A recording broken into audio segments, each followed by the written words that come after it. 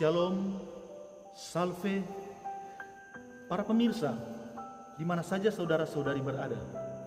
Selamat berjumpa kembali dengan Komsos Keuskupan Manokwari Sorong dalam program Mutiara Kasih bersama dengan saya, Pater Septo Trifon Polii, pada edisi Minggu tanggal 15 Februari tahun 2026. Saudara-saudari yang terkasih dalam Tuhan kita Yesus Kristus, panggilan untuk hidup lurus dan murni merupakan panggilan kita. Dan untuk itu ada sarana-sarana bantu yang diberikan oleh Tuhan kepada kita manusia, sebagaimana juga diberikan kepada bangsa Israel, supaya kita terbantu untuk hidup lurus, murni, dan benar. Mari Bapak Ibu Saudara-saudari, kita mendengarkan firman Tuhan yang akan terambil dari Injil Matius dan kita bersama-sama merenungkannya. Untuk itu, mari sebelum kita mendengarkan firman Tuhan, marilah kita berdoa. Dalam nama Bapa dan Putra dan Roh Kudus. Amin. Allah Bapa kami di dalam surga, sungguh kami bersyukur kepadamu karena Engkau memanggil kami sebagai bangsa Israel baru untuk hidup benar dan lurus sebagai bangsa pilihan-Mu, umat terpilih kasih sayang-Mu. Semoga diterangi oleh cahaya Yesus Kristus Putra-Mu, kami akan membaca secara baru, memahami secara baru, menghayati secara baru apa yang Tuhan Yesus sendiri ajarkan kepada kami, supaya kami berani berbuat lebih, berani berkorban lebih untuk menyatakan kelurusan dan cinta kami akan Dikau. Penuhilah hati kami, bukalah budi kami, hadirkanlah Roh Kudus di tengah-tengah kami, supaya kami hidup benar dan lurus di dalam Dikau. Dengan pengantaran Yesus Kristus Tuhan dan Penyelamat kami, yang bersama Dikau dalam persekutuan dengan Roh Kudus, hidup dan mencintai kami sepanjang segala masa. Amin. Dalam nama Bapa dan Putra dan Roh Kudus. Amin.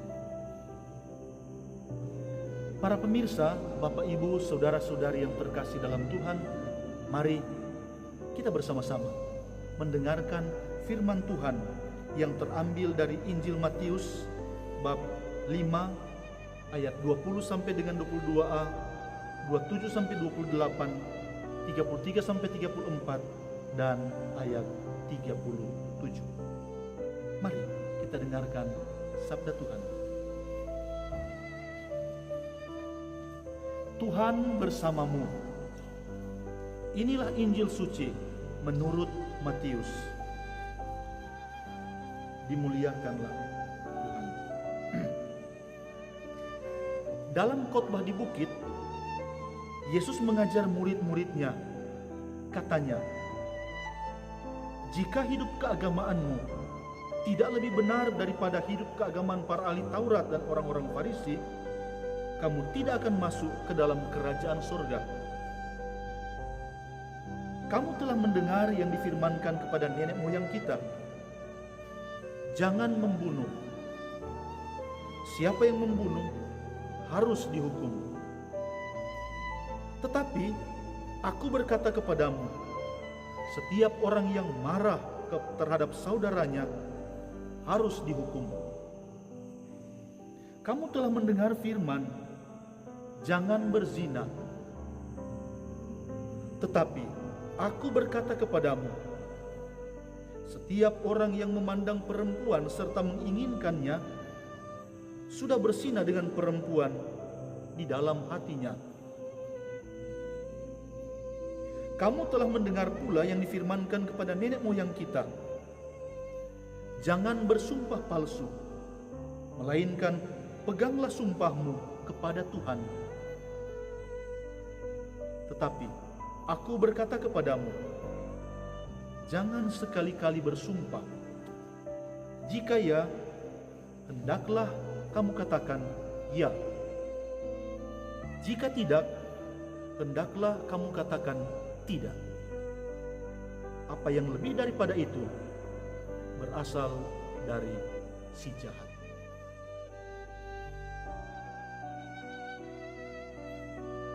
Demikianlah sabda Tuhan. Terpujilah Kristus. Para pemirsa, Bapak Ibu, saudara-saudari yang terkasih dalam Tuhan kita Yesus Kristus, kita semua sama-sama hidup dalam suatu zaman di mana hukum dan aturan begitu penting, bahkan sangat dominan, baik dalam lingkup yang paling rendah maupun dalam lingkup yang tingkat nasional. Bahkan seluruh gerak-gerik manusia diatur oleh hukum dan aturan. Ada baiknya bahwa hukum dan aturan menjadi alat ukur dalam tingkah laku manusia untuk menjamin ketertiban hidup dan kesejahteraan bersama. Orang-orang Israel juga diperlengkapi dengan hukum dan aturan. Dari 2 loh batu, 10 perintah Allah, diuraikanlah 600-an atau 700-an detail-detail rincian dari hukum Taurat Musa itu. Sebagian terbesar menunjuk pada perintah larangan, dan sebagian yang lebih kecil, mungkin sekitar 1/3 dari jumlah itu, adalah keharusan tentang apa yang harus dilakukan oleh hukum, oleh orang-orang Israel.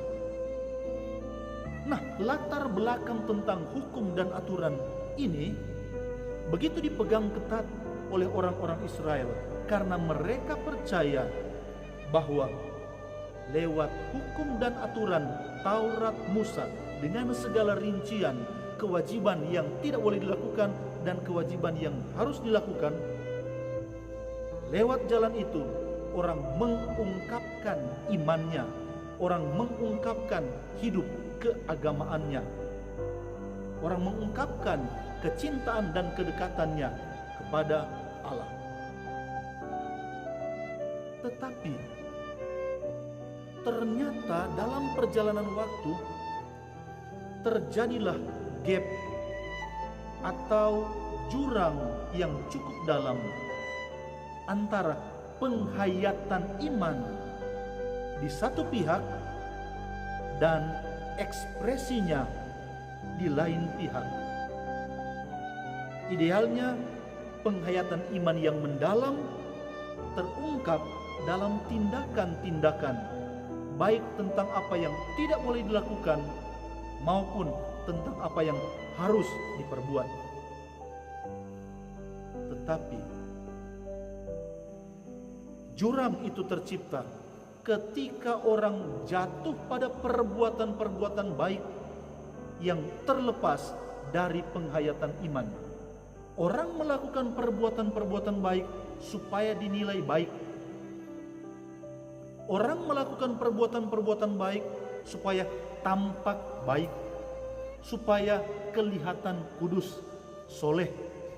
Orang melakukan perbuatan-perbuatan baik demi popularitas di tengah kehidupan bersama. Orang melakukan perbuatan-perbuatan baik demi jempol. Yesus melihat keadaan ini, bahwa semangat iman merosot meskipun perbuatan-perbuatan nampaknya baik.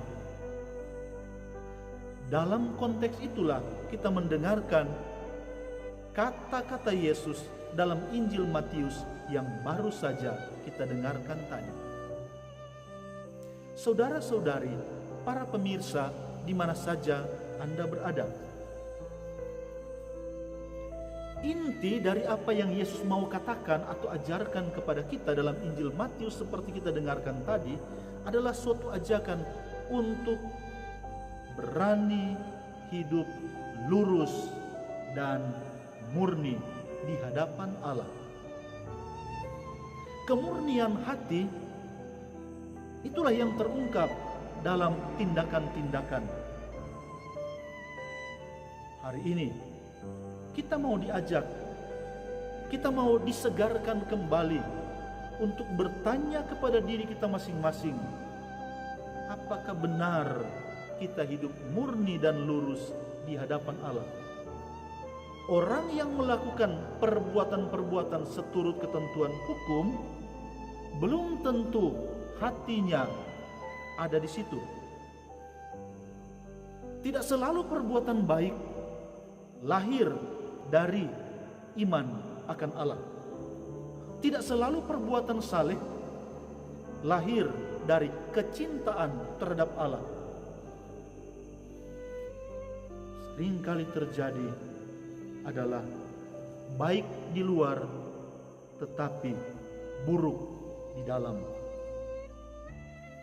Orang-orang Romawi seringkali menyebut sepulcra dealbata,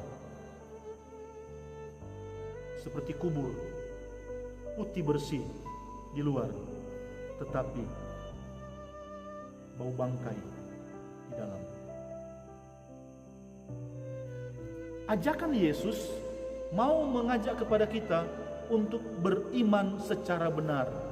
Beriman secara benar bukan saja karena melakukan perbuatan-perbuatan hukum, tetapi sungguh hatinya terarah kepada Allah, maka terungkaplah perbuatan-perbuatan baik.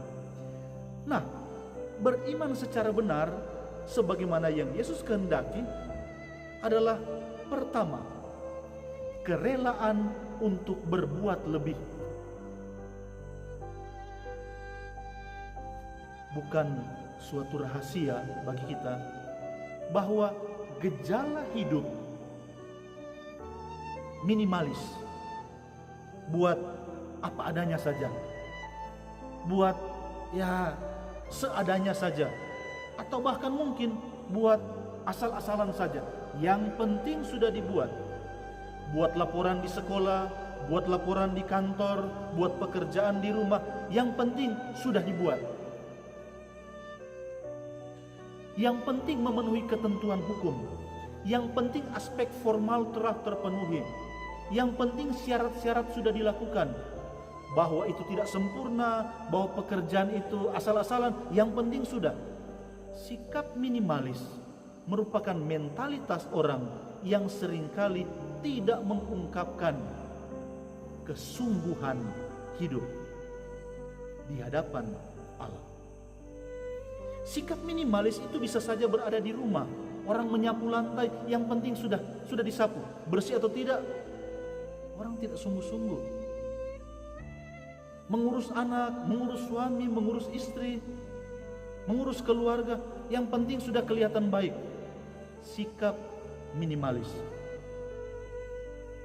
Kata-kata Yesus bahwa hidup keagamaan kita jangan seperti para ahli-ahli Taurat dan orang-orang Farisi yang tampak di luar bagus, tetapi sebenarnya kehilangan dasar pijakan dalam iman.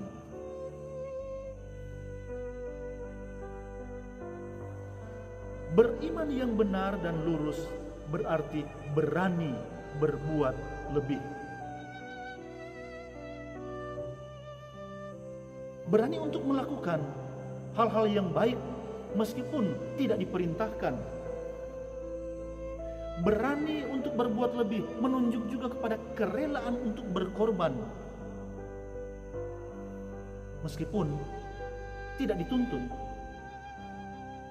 Berani berbuat lebih, menunjuk kepada keterbukaan hati untuk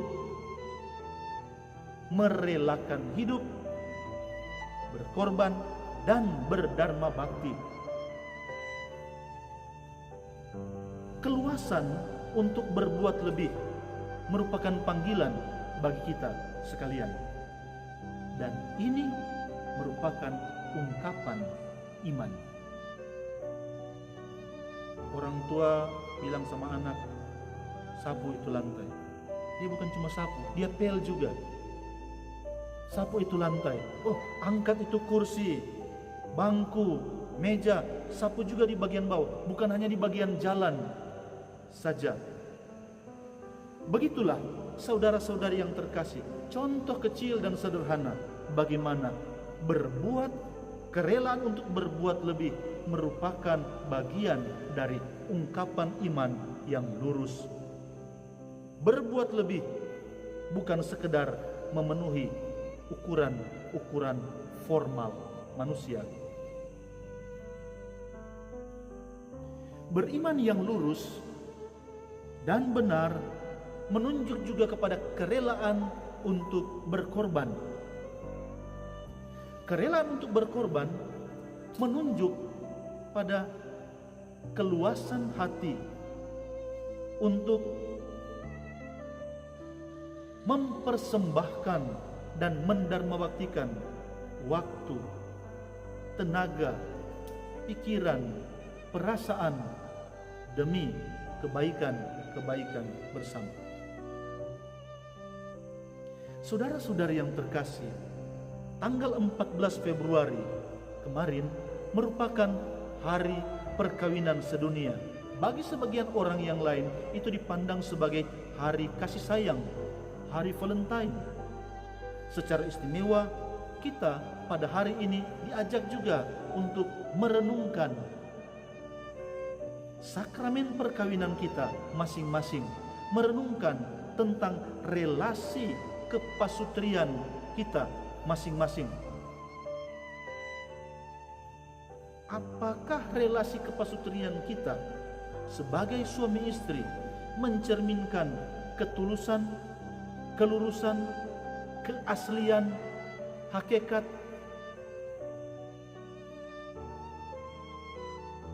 Bacaan-bacaan kitab suci hari ini mengajarkan kita untuk berani bertanya kepada diri kita masing-masing, khususnya para suami istri, orang tua, untuk tampil benar dan lurus dengan tulus mencintai.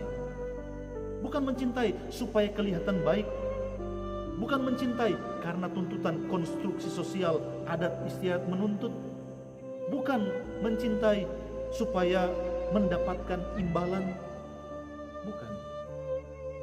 Mencintai dengan benar, lurus, dan tulus.